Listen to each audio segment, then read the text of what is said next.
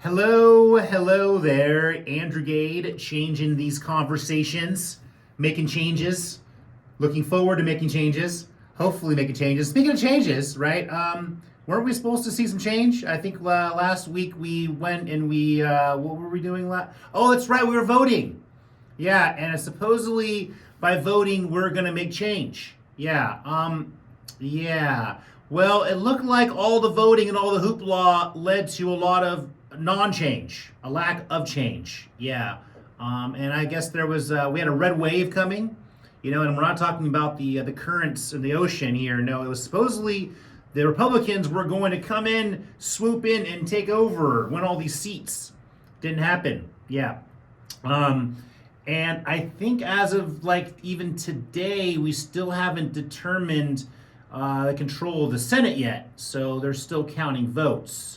So we'll see how that is. Now, again, I don't really trust the voting because it's not ironic that the Democrats held on to their lead and won most races because, at least here in California, the Democrats kind of control the elections and the ballots always seem to favor the Democrats. And I'm not talking about voter fraud, even though I'm talking about fraudulent fraud, fraud happening in the voting system. Yeah, I can't trust it. So there you go. And again, California's a one-party state. I guess other states have two parties, but it seems that, again, the red wave didn't materialize here. But just like I said before, why are we wasting all of our time? We're wasting billions of dollars. I think 17 some billion dollars wasted for a bunch of nothing. For nothing. All the advertisements. I was getting so sick and tired of all these political advertisements. Everyone saying, oh, this person's bad, this person's good, this person's going to do this and that. They're going to do nothing. Nothing's going to change. Our country's going to continue getting worse. All of the problems we had last week are still here this week. They'll still be here in 2 years. Okay? And we're going to see what happens. And then, of course, the next two people running for president, whether it's Biden or Trump or whatever, are going to promise they're going to fix things. It's not going to happen. As Americans, it's time to grow up and realize our system no longer is relevant. It no longer functions. We need to start from scratch. The Senate we need to literally lay them all off. We need to abolish them. We need to just send them home. Permanent vacation. Senate, Congress, President, we don't need them. The representation model is dead. It doesn't work. Most Americans agree that representatives don't represent their interests. So why do we have them? Why do we keep electing them? And why are we allowed to make decisions in our lives and our futures when we know that they're not doing what's best for us? That's a question I have for you guys out there. Okay? Because again, I created a system and a model when I decided over 12 years ago I wanted to figure out how to fix government. Well, I figured out how to do it. It was to start from scratch. It was bottom up, not top down. We have too many layers of government. We have too many taxes. We have too many fees. We're squeezing people out.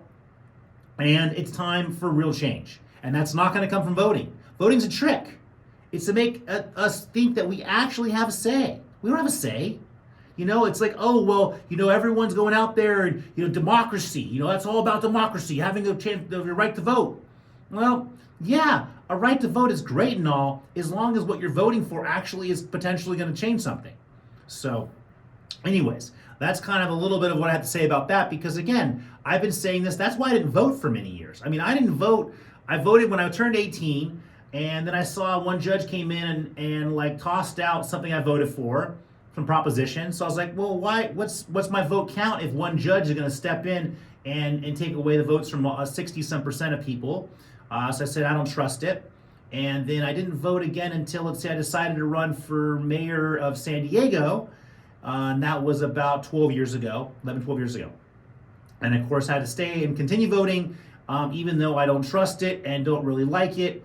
And it's a bunch of nonsense. But again, I suppose I have to do my part. And again, if I want to run for office, I've been told that I have to vote. I guess this is the way it works. So I'm going to keep voting until I can do something about fixing the problems that voting is not fixing. And yeah, so, getting back to this whole control of Congress, and I guess supposedly the Democrats are going to continue to have control. I guess they want Pelosi to still hang around for a few more years, with or without her husband, intact or whatever, intact. If she survives that long, I don't know what they feed these people, but they live a lot longer than average Americans do. but she looks like a walking skeleton. Her husband looks a lot healthier, actually. I don't know, but so yeah, because I guess what would have been cool about the Republicans getting a majority of Senate is that they'd be able to do some cool stuff, like maybe launch some investigations into Biden, his family, the administration, his crackhead son or former crackhead son, and maybe appoint some more judges. So, but I guess that may not happen because, again, like I said, it looks like the Democrats and stuff. But again, I mean, Republican, Democrat, guys, it's all about money. I mean, does it really make a difference? No. I mean, at the end of the day, what happens is this. The Democrats are going to screw things up, and we're going to be like, oh, we need to get Republicans in there. They're going to fix everything. We get Republicans in, and the Republicans screw everything up, and say, oh, we got to get the Republicans out, Democrats in. And that's the saga of my entire life that I've been noticing and observing in politics, just swinging back and forth. And you could say it's by design, right? So as long as you have people disagreeing, then the government is able to maintain control. Because as long as half people are saying on one side, half people on the other side, then it's very easy for the money to take control of everything, and the money's going to go to whoever's in power. It's pretty easy stuff here, guys. I don't know. I didn't make this all up. It's pretty evident in the way the system goes here. And speaking of investigations, I guess Joe Biden had said there should be an investigation into Twitter over foreign investment. And this will probably go down in history as one of the most hypocritical statements ever made by a president of the United States. Okay, I guess a quote here from some congressmen was saying, to say that Musk should be under investigation, but that Congress should turn a blind eye to his family's influence peddling in China, Russia, Ukraine, and yes, the Middle East is amazing. So, yeah, and remember, whatever happened to Hunter Biden's laptop and all that stuff? Supposedly, there's an investigation that's going to be happening in the future, but they're probably going to push it out far enough to where we forget who Hunter Biden is. And then there was some other fun stuff that happened here in the elections. I guess, I'll take back when I said nothing changed. Well, nothing changed in California and very little change. And maybe the change that actually happened would have happened anyways. But voters approved recreational marijuana, a couple states with Maryland and Missouri, but rejected it in 3 other states, which of course they're talking about, legalizing it U.S.-wide, nationwide, which we should have done decades ago. It should never have been illegal in the first place. So I guess now there's 21 states that have approved marijuana's recreational use. I'm waiting for those other things to be legalized. I think all drugs should be legalized, and we can stop this failed war on drugs, especially when it comes to hallucinogens and things like that. It's been proven that a lot of those natural drugs that come from natural things that grow, and we also like to put them on our food, just not the ones that are magical, can help with PTSD and all kinds of stuff. So I'm waiting for those to be legalized so that it would be maybe less expensive for people because inflation is killing us. And then again, and this was a note here in Massachusetts, voters approved a millionaire tax. Okay, 4% tax on annual income over $1 million. Now this is on top of the state's 5% flat tax. So now you hear this, you're like, oh my gosh, I can't believe that. Well, hold on. We live in California. We pay 10% state tax here. So even the millionaires in Massachusetts are still going to be paying less in taxes than Californians. Average working, low-paid peasant folk in California will be paying more in taxes as a percentage than millionaires in Massachusetts. So let's not get this all confused here. We're being overtaxed. They're just going to be overtaxing more than millionaires. Because again, the average person in Massachusetts is paying 5%, half of what California's paying. I don't know, I've never been there before, but it seems like they're doing okay. This was one I kind of like, though. I like this one here. Voters in 2 Oregon counties approved a ballot measure to explore ways to leave the state, joining 9 other counties in eastern Oregon that already are part of the Greater Idaho movement. And this began in 2020, and I looked at the map, and it's literally, as far as overall geographic and land mass, land size, and square mileage area-wise, it's like almost 2/3 of the state want to leave Oregon and become a part of Idaho. I guess they don't like what's going on in Oregon. So here's the thing. Idaho, I guess, has to accept them. Oregon's government and legislature has to approve those counties moving out of the state, which they're never going to do because it's a loss of income. So I think that maybe in Oregon they should take my recommendation and look at my model, and that's where they should become self-sufficient. Don't be a part of Oregon or Idaho. Just say, you know what, since we don't agree with what's happening in Oregon, and Oregon won't let us leave, they're holding us captive, okay? Idaho can't take us, doesn't want to take us. So then what do? Do you sit there and cry? No, become self-sufficient. Make your own localized county government, city government, make a new structure, have everyone vote on it, and say, hey, you know what? No one likes us, so we're going to take care of ourselves. There you go, self-sufficient. What happens when you go out backpacking in the middle of the woods? Okay, there's no hotel there for you, there's no showers, there's no 7-Eleven, there's no restaurants for food. You're going to have to make sure you take care of yourself. If not, guess what happens? You die. I know. That's why I don't really like backpacking for many days, because I like the spoils and the luxuries of the modern world that I live in. Even though I have friends that do it and it sounds exciting, I like maybe like a long day hike. Yeah, that's cool. Where I can come back, I can sleep in a bed, and I've got someone to cook my food for me. Appreciate that. Yes, and I am also spoiled. Yeah. But I work hard for money. Yes, and so that's why I do those things. And then a couple other things here that was kind of surprising, not really so, but I guess this was the most expensive ballot proposition gamble in U.S. history, pretty much went bust. I guess voters overwhelmingly rejected the sports betting initiatives. That was Prop, I think, 26 and 27. There was $460 million was raised in competing efforts to expand gambling and try to capture a share of potential billion-dollar market in the nation's populous state. Okay, and this comes right after, I guess, figures were released that show the U.S. commercial casino industry had its best quarter ever, winning over $15 billion from gamblers in the third quarter. I know the Indian tribes are trying to get in on it, and some other sports betting. But the thing is this, everyone knows already betting on sports. They're betting out of state, they're betting in all these other companies. It's advertised all over the place. You can't watch any sports event or sports channel without seeing all this online sports betting. It's already happening. So I don't understand why they're spending so much money to be legalized in California when everyone's already doing it. I've never seen someone arrested for sports gambling on their cell phone. But anyways, guys, we're right out of time. I'll catch you guys on the flip side after a short commercial break.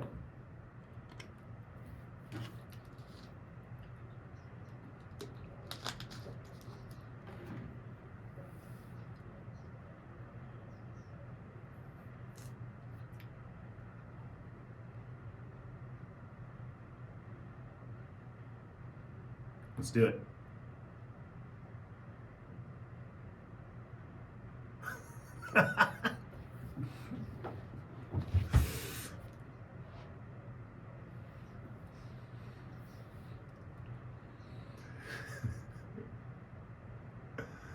Yes, there I am. Hello there, yeah. All right, cool.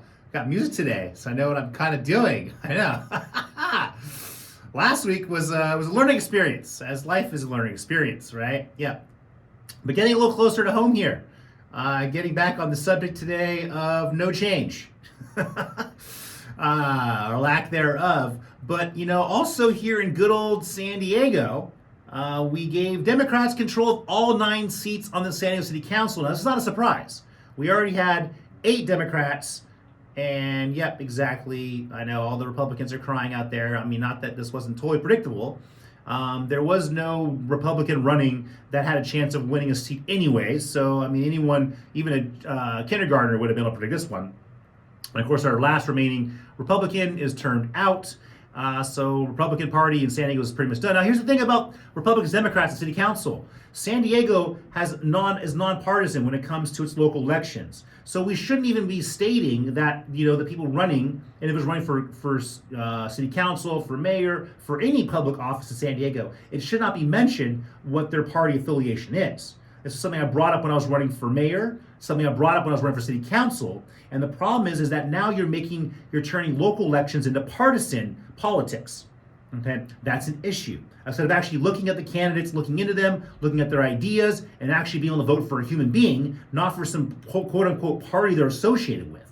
I mean, it'd be better off if everyone was not associated with a party, and maybe that would force people to actually look at voting for the best candidate. Again, an idea. That's another reason why I've always said, now, we'll see since I was 10, that we shouldn't have parties. Yeah, no more Republican, no more Democrat Party. I actually believe that our elected officials right now in office would be able to do a better job. And then money would be all confused. Where do we put the money? I don't know. Oh man, so there you go. Some more ideas there, guys. But yeah, I guess now that it says raising concerns that the council will ignore the priorities of conservative voters. Will ignore the priorities, okay? Because 8 out of 9 wasn't enough to ignore it. So now 9 out of 9. Yeah, it's 100% ignore. Yeah, there you go. And then of course get up San Diego on top of that, because we got this very quote unquote progressive city council. This is going to be a fun one for them. They're facing more than $350 million in projected budget deficits over the next 5 years.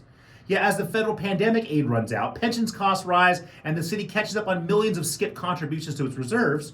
And then Todd Gloria is talking about borrowing another $175 million over 30 years. It's going to cost us $300 and some million, put us even more debt to pay for the whole Ash Street debacle with purchasing a building we can't even use.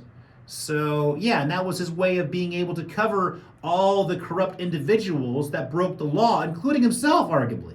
So that's good. Good job, San Diego. You guys voted for the right people, and see what's going to happen. Your city is toast. Infrastructure's toast. And that's why I also have been seeing issues in Coronado. I've been seeing delays in working on infrastructure.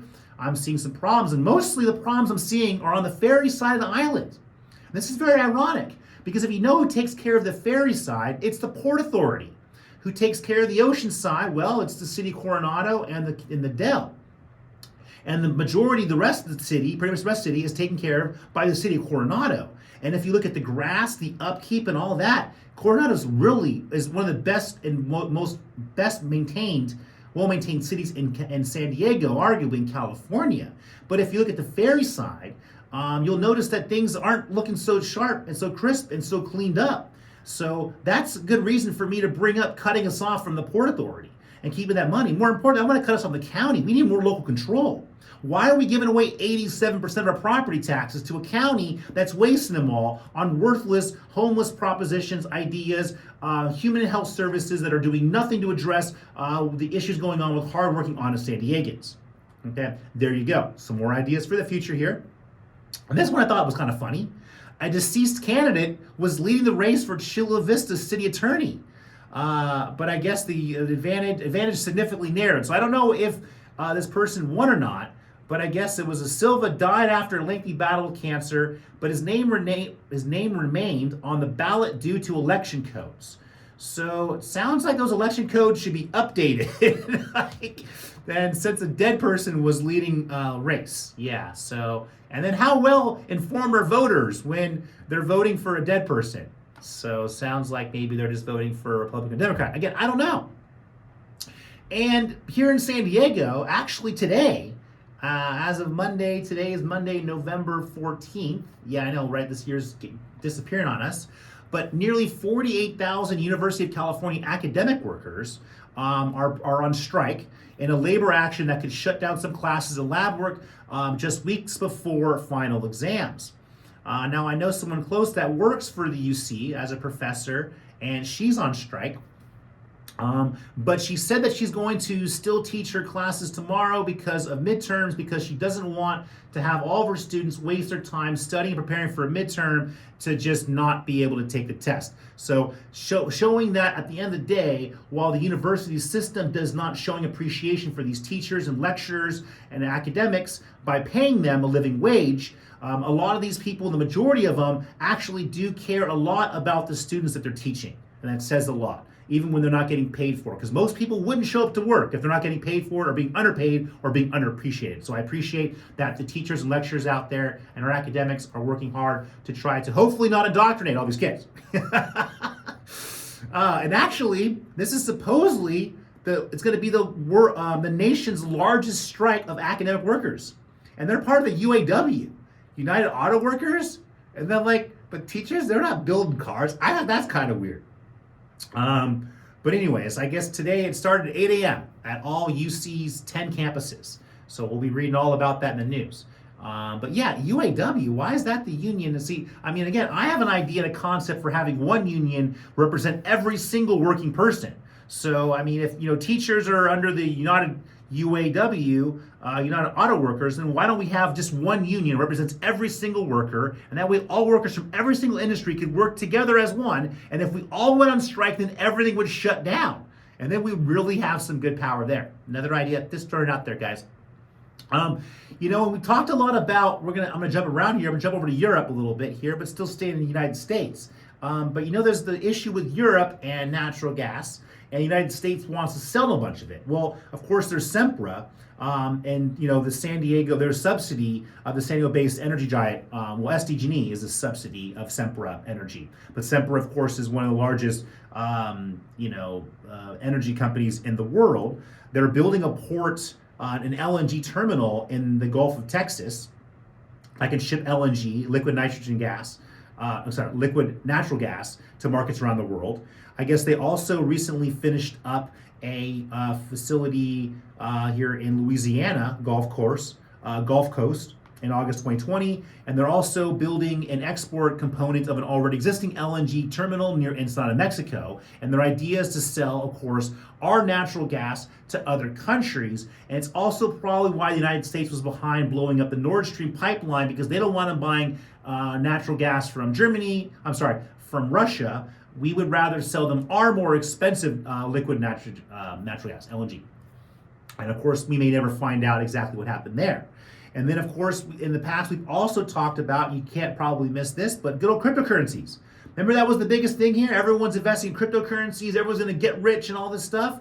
Well, it took less than a week, I guess, for FTX to go from the third largest cryptocurrency exchange in the world to bankruptcy court. They were short billions of dollars, sought bankruptcy protection after the exchange experienced a crypto equivalent of a bank run.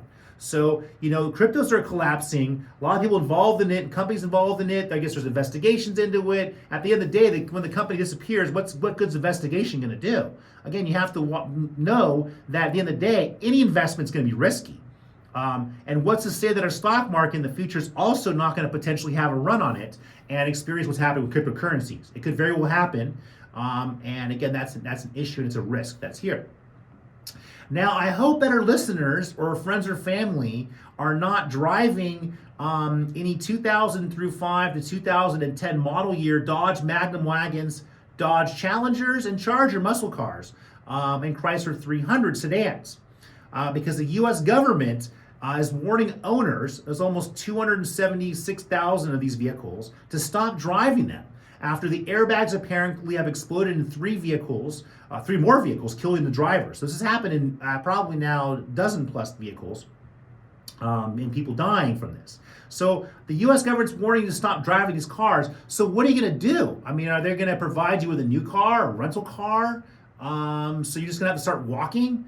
That doesn't seem feasible. So I would like them to, if they're trying to tell you how to drive a car, to maybe have an alternative. Maybe they want you to take public transportation. Maybe they should give all the owners of those vehicles free bus passes. That'd be an idea. And then, so I read this one, and this one's kind of interesting. There was a toddler that is thriving after doctors in the U.S. and Canada used a novel technique to treat her before she was born of a rare genetic disease. So now we're genetically modifying humans before they're born.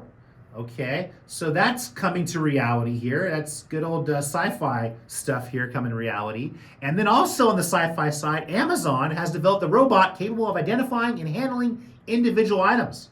Supposedly a milestone in the e-commerce giant's efforts to reduce its reliance on the human order pickers who currently play a key role in getting products from warehouse shelves to customers' doorsteps. So we're genetically modifying humans before they're born. We're creating robots to steal humans' jobs. Love it. Just last week I mentioned how the government scrapped their misinformation board because it was too closely related to George Orwell's 1984 Ministry of Truth. So yeah, all these sci-fi things are coming true. And also, I guess this one was maybe I'll leave off with some good news today, if this is actually good news. But there's predictions from some economists that California, could soon surpass Germany to become the world's fourth largest economy. Is that because they run out of natural gas? And we have plenty of it here? Is that one of the reasons there? Is that also because the euro's lost value? I think those are actually our factors, probably both those factors in the situation here. So here's the thing. So if California is going to become the fourth largest economy in the world, why are we part of the United States? Why are we giving all of our money away to all these broke states, okay, that are milking us in California? We should cut ourselves off, at least financially. You know, it's like a marriage. Like, hey, we still share some kids, we still share some borders, but you know what? Maybe we should keep our money in California. And then maybe the counties can cut themselves off from the corrupt California state government. And then the cities can cut themselves off from the corrupt county governments. And then we can create self-sufficient, localized county, city, whatever you want to call them, little government systems, and we can get rid of taxes. That's just an idea I'm leaving off with today. Love you guys out there. Andrew Gay, Change Conversation. Catch you guys next week. To change the conversation with Andrew Gay, Andrew invites you to join him this Saturday at 8:30 for more balanced and fresh perspective concerning the needs of San Diego. If you'd like more information about Andrew, just visit his website at andrewgay.com.